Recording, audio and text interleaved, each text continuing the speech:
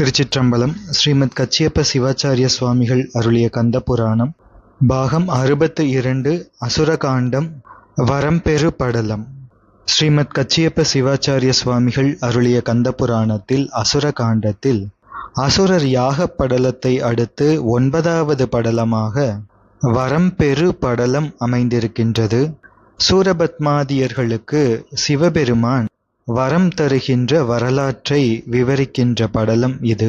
சூரபத்மன் இறந்துபட்டதை அறிந்து சிங்கமுகனும் தாரகனும் மற்றுமுள்ள அசுரர்களும் அழுது தாங்களும் சூரபத்மன் போலவே செய்ய வேண்டும், தங்களை தாங்களே யாகத்தில் மாய்த்து கொள்ள வேண்டும் என்று எண்ணுகின்ற பொழுதிலே எல்லாம் வல்ல சிவபெருமான் அசுரர்களுக்கு அந்த யாக பயனை தருவதற்கு திருவுள்ளம் கொண்டார். சிவபெருமான் ஒரு பிராமண கிழவர் வேடம் கொண்டு அத்திருக்கோலத்தோடு அந்த யாக பூமிக்கு எழுந்தருளுகின்றார். பிரம்ம விஷ்ணு முதலான தேவர்கள் வியக்கும்படி சுந்தரமூர்த்தி சுவாமிகளை ஆட்கொள்வதற்காக எப்படி ஒரு பிராமண கிழவராக தோன்றினாரோ அதே பிராமண திருக்கோலத்தோடு கையில் ஒரு தண்டை ஊன்றிக்கொண்டு எழுந்தருளி வந்தார். அந்த இடத்திலே யாகத்தினை செய்யும் ஹோமகுண்டத்தின் பக்கம் சிவபெருமான் எழுந்தருளி அங்கே இருக்கின்ற சிங்கமுகாசுரனை நோக்கி, நீங்கள் ஏன் எல்லோரும் அழுகின்றீர்கள்? அப்படி துயருறும்படி உங்களுக்கு என்ன நேர்ந்தது என்று அந்த பிராமண பெரியவர் கேட்டு அருளினார். சிங்கமுகன் அந்த பிராமண முதியவரை பார்த்து, இவரை பார்த்தால் எமது தந்தையைப் போல இருக்கின்றாரே, ஒரு ஆறுதலும் காண முடியாது இருக்கும் என்னுடைய துன்பத்தை கண்டு இங்கு வந்து வினவுகின்றாரே, எனவே இவர் அருள் கொண்ட சிந்தை உடையவர் என்று நினைந்தான் சிங்கமுகன். அப்படி நினைத்து நின்மல ஸ்வரூபியாய் விளங்கும் கிழ பிராமணர் வேடத்துடன் வந்திருக்கின்ற எம்பெருமானின் தாமரை மலர் போன்ற பாதத்திலே அந்த சிங்கமுகன் தனது 1000 தலைகளில் பல தலைகள் திருப்பாதத்தில் பொருந்தும்படி தாழ்ந்து வணங்கி எழுந்து, ஐயனே, எங்களுக்கு நேர்ந்த துன்பத்தை வரலாற்றை நான் சொல்கின்றேன் கேட்பீராக என்று சொல்லத் தொடங்குகின்றான். எங்களது தந்தை காஷ்யப முனிவன், தாய் மாயை, இவர்களுக்கு பிள்ளைகள் நாங்கள் 3 பேர், இன்னும் பல அசுரர்களும் உண்டு. எங்களது தாயின் சொற்படி சிவபெருமானை நோக்கி இந்த வனத்திலே நாங்கள் மூவரும் ஒரு யாகத்தை செய்தோம். இப்படி பல ஆண்டுகள் கழிந்து போக, அப்படி யாகத்தை செய்தாலும் கூட சிவபெருமான் எங்களுக்கு முன் வந்து தோன்றி சிறிதும் கூட கருணை இன்னும் செய்யவில்லை. எனவே எங்களுக்கெல்லாம் மூத்தவனான வலிமையும் கொடுமையும் உடைய சூரபத்மன் வாளினால் தன்னுடைய உடலின் தசைகளையெல்லாம் வெட்டி அறிந்து யாக நெருப்பிலே போட்டான். பின்பு அது வளர வளர மேலும் அதே போன்று அந்த தசைகளை வெட்டி போட்டுக்கொண்டே இருந்தான். பின்னர் அந்த வஜ்ர கம்பத்தில் தலைகீழாக குதித்து ஊடுருவி சென்று யாக நெருப்பிலே விழுந்தான். சூரபத்மன் யாக நெருப்பிலே குதித்து சாம்பலாகி போன நேரத்தில் நாங்கள் அதனை கண்டு கொண்டு மனத்தில் மிகுந்த துயரம் கொண்டு பயந்து புலம்பி அழுது, எங்களது உயிரும் எங்களது தமையன் உயிருடன் கூடவே விடும்படி நினைத்தோம் எம் ஐயனே, அதற்கிடையில் உம்மை கண்டோம். ஒரு இறைப்பொழுது நாம் நினைந்தபடி செய்யாமல் தாங்கள் எழுந்தருளியதால் அதனை செய்யாமல் இப்பொழுது தாமதித்து நிற்கின்றோம். இதுதான் எங்கள் வரலாறும் நாங்கள் கொண்ட துயரமும் என்று சிங்கமுகாசுரன் கூறுகின்றான். சிங்கமுகாசுரன் இப்படி சொன்ன வேளையில் அங்கே நின்ற சிவபெருமான் சிங்கமுகனை நோக்கி, நீங்கள் உங்களது மூத்தவனான சூரபத்மன் போல் மாயாத வண்ணம் உங்களது சூரபத்மனை இப்பொழுதே அவன் வீழ்ந்து இறந்த நெருப்பில் இருந்து எழுந்தருளச் செய்கின்றோம். அதனை காண்பீராக, உங்களது துன்பத்தை விடுவீர்களாக என்று கூறி அருளினார். உடனே கங்கா நதியை அந்த இடத்திலே வருமாறு சிந்தை செய்து அருளினார் சிவபெருமான். கங்காதேவி உமாதேவியாரது திரு விரல்களிலிருந்து தோன்றிய நதி. எங்கள் தலைவராகிய சிவபெருமானது சடை முடியிலே அக்கங்காதேவியை அடக்கி அவற்றை விடுத்தார். அந்த கங்கா நதியை விடுத்த பொழுது இந்திரலோகம், பிரம்மலோகம், விஷ்ணுலோகம் என்று இந்த 3 கடவுளர்களது உலகங்களிலும் கங்கை இருக்கும்படி அவற்றை விடுத்தார் சிவபெருமான். அதிலே இந்திரனினுடைய அந்த பொன்னாடு, அதிலே இருக்கின்ற கங்கையை எம்பெருமான் தன்னுடைய திரு உள்ளத்திலே நினைந்தருளினார். விஷ்ணு கூர்மாவதாரம் எடுத்த பொழுது அதிலிருந்து பறித்து கொண்ட முதுகெலும்பாகிய தண்டை ஊன்றி வந்த அந்த பிராமணர், அப்பிராமண திருக்கோலத்தோடு வந்த சிவபெருமான் இந்திரனினுடைய நாட்டில் இருக்கின்ற கங்கையை மனத்தில் நினைத்து அருளவே, அந்த கங்கையானது பெருமான் நினைத்த திரு உள்ளத்தை அறிந்து உணர்ந்து நடுக்கத்துடன் தேவர்கள் எல்லோரும் பயப்படும்படியாக அளவில்லாத கிளைகளை கொண்டு இறைந்து எழுந்து எல்லோரும் பயம் கொள்ளும்படி பாய்ந்து வந்தது.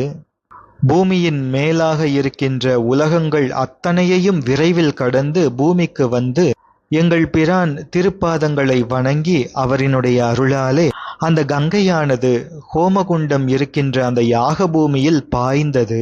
சிவபெருமான் அருளால் பறந்து எழுந்த அந்த சிவந்த அக்னி இருக்கின்ற பெரிய ஹோமகுண்டத்தில் புகுகின்றது கங்கை. அந்த நேரத்தில் சமுத்திரத்திலிருந்து காலகால விஷம் எழுந்தது போல கங்கை வெள்ளம் பாய்ந்த அந்த யாக பூமியிலிருந்து சூரபத்மன் ஆரவாரிப்புடன் உயிர் பெற்று எழுந்தான்.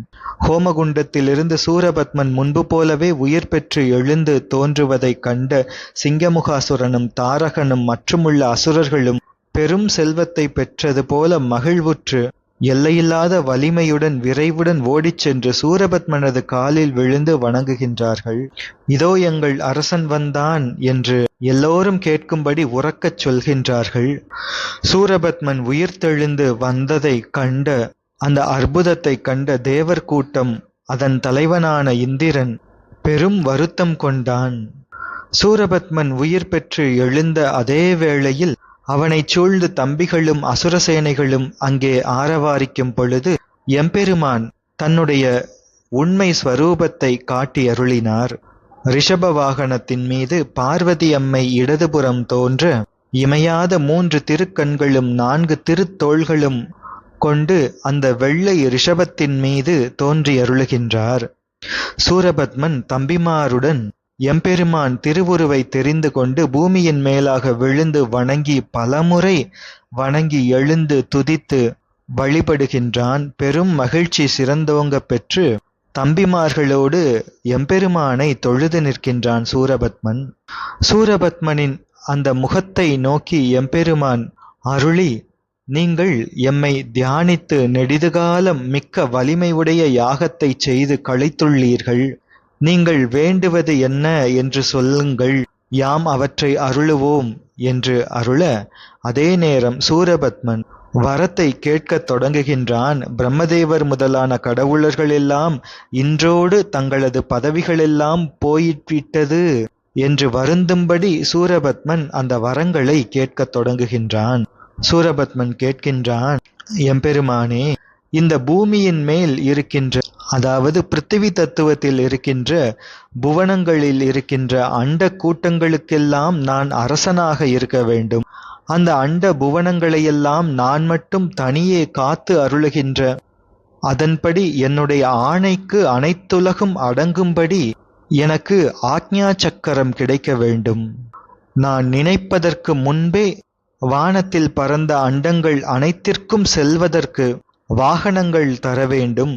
எந்நாளும் அழியாமல் இருக்கின்ற மேனி, அழியாது இருக்கின்ற உடலை எனக்கு கொடுக்க வேண்டும். அதோடு நாராயணன் முதலானவர்கள் என்னுடன் வந்து போர் செய்தாலும் கூட அந்த போரிலே நான் தோல்வியடையாமல் வெற்றியடையும்படி பெரும் வலிமையையும் பல அஸ்திரங்களையும் சஸ்திரங்களையும் எனக்கு தர வேண்டும். நான் அழியாமல் எப்பொழுதும் இருந்திட வேண்டும் என்று சூரபத்மன் இந்த வரங்களை விண்ணப்பிக்கின்றான் எம்பெருமானின் திருவடிகளிலே. அதற்கு சிவந்த சடையுடைய தனிக்கடவுளான சிவபெருமான் அருள் புரிகின்றார். சூரபத்மனை பார்த்து அருளுகின்றார் எம்பெருமான், சூரனே, இந்த பிருத்திவி தத்துவத்தின் தொடர்புடைய 1000 கோடி அண்டங்கள் இருக்கின்றன. அதிலே ஒரு 1008 அண்டங்களை 108 யுக காலம் வரையில் நீ ஆழ்வாயாக என திருவருள் புரிகின்றார். எனவே 1008 அண்டங்களும் உன்னுடைய ஆளுமைக்குக் கீழே வரும் 108 யுகங்கள் நீ அவற்றை ஆள்வாய் என்று அருளி, அதோடு இந்திர ஞாலம் என்ற பெயருடைய ஒரு தேரையும் கொடுக்கின்றார் சிவபெருமான். இந்த 1008 அண்டங்களிலும் சூரபத்மனின் ஆணை செல்லும்படியாக விஷ்ணுவினுடைய சக்கரப்படையை விட வலிமையான ஒளியுடைய ஒரு ஆக்ஞா சக்கரத்தை கொடுத்து அருளுகின்றார். அதோடு கோப வீருடைய ஒரு ஆண் சிங்க வாகனத்தையும் கொடுத்து, அன்றைய நாள் முதல் தேவர்கள் எல்லோருக்கும் முதலாக தலைமை உடையவனாக விளங்கும் மேன்மையான பதவியையும் சிவபெருமான் சூரபத்மனுக்கு அருளுகின்றார். மேலுலக வாசிகளான தேவர்களை, அசுரர்களை, இன்னும் மற்றைய கடவுளர்கள் எல்லோரையும் வெற்றி கொள்ளும் வலிமையையும் போர் செய்யும் திறமையையும் பாசுபதம் முதலாகச் சொல்லப் பெறுகின்ற ஆயுதங்களையும், அதோடு எந்நாளாயினும் அழிந்து போகாத மிகச் சிறந்த வஜ்ர உடம்பும் சூரபத்மனுக்கு கொடுத்து, அதன் பின்னரும் சிவபெருமான் அருளுகின்றார்.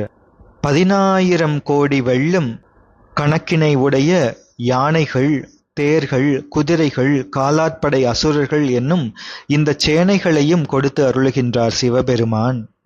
இவ்வாறு சூரபத்மனுக்கு பெரும் அடைவதற்கு அரிய வரங்களை அருள் புரிந்திட்டார் எம்பெருமான். அதே வேளையில் எம்பிரானை சூரபத்மனின் தம்பியர்களும் திருவடி மீது பணிந்து எழுந்து எம்பிரானை வணங்கி நிற்க, அவர்களுக்கும் சிவபெருமான் அருள் புரிகின்றார்.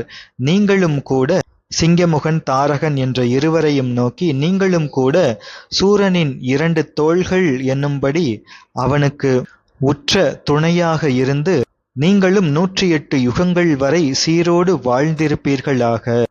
திருமால் உள்ளிட்ட தேவர்கள் எல்லோரையும் போரிலே வெற்றி கொண்டு பயந்து ஓடும்படி நீங்கள் செய்வீர்கள் என்று அருளிச் செய்து, மேலும் சிவபெருமான் அருளுகின்றார். சூரபத்மனே, சிங்கனே, தாரகனே, உங்கள் மூவரையும் என்னுடைய சக்தி, குறைவில்லா நிறைவாகிய நம்முடைய சக்தி ஒன்று அன்றி வேறு யாராலும் வெல்ல முடியாது என்று அருளிச் செய்து, அழிவுபடாத தேரும் சிவபெருமான் திருநாமம் படைத்த சிவப்படைக்கலம் என்ற படையும் இன்னும் வேறு வேறு வரங்களும் கிருபை செய்து அருளினார் எம்பெருமான். அவ்வாறு அருளிச் செய்து அங்கிருந்து மறைந்தருளினார் சிவபெருமான். அந்த சமயத்தில் அசுரர்கள் எல்லோரும் ஆர்ப்பரித்தார்கள், சந்தோஷமடைந்தார்கள். சிவபெருமானிடம் தங்கள் தலைவன் அழியாத சீர் பெற்றான் என்ற தன்மையை நினைந்து ஆரவாரம் செய்கின்றார்கள். தொடர்ந்து சுக்கிரன் உபதேச படலம் என்பதனை சிந்திப்போம். திருச்சிற்றம்பலம்.